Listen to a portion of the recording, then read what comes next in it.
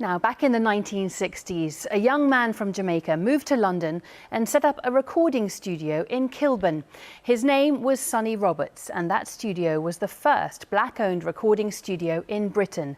It was a magnet for musicians from the West Indies for the best part of a decade. And today, on what would have been his 91st birthday, a plaque was unveiled in his honour. Helen Drew went to find out more. Today, African drumming. Back in the 1960s, West Indian musicians playing reggae, ska and much more, drawn to this site. All because of this man, Sonny Roberts.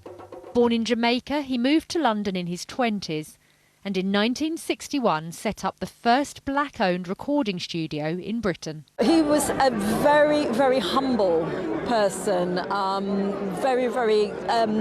just an entrepreneurial, he was always never selfish with his knowledge and, a very generous man and just loved music, passionate about music and his culture and people. 3, 2, 1.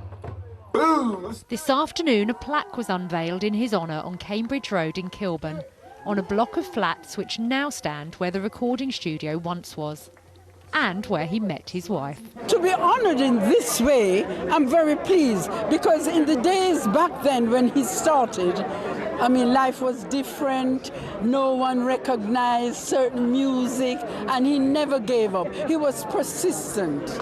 That persistence came in handy when persuading reluctant artists to record. He looked at me, he said, Sam Cooke had that ting in his voice. Ray Charles had that ting in his voice. And then there was a moment, he's looking at me, I'm looking at him. He said, Ruben, you have that ting in your voice. And an album came along. Sonny and many of the musicians who came here were part of the Windrush generation. They left a place that they knew that they loved, came here on a promise that didn't match up to what it was first purported to be. And then what he did was that he settled and he made something of himself. Dancing in the street, an apt way to celebrate today, which would have been Sonny Roberts' 91st birthday. Helen Drew, BBC London.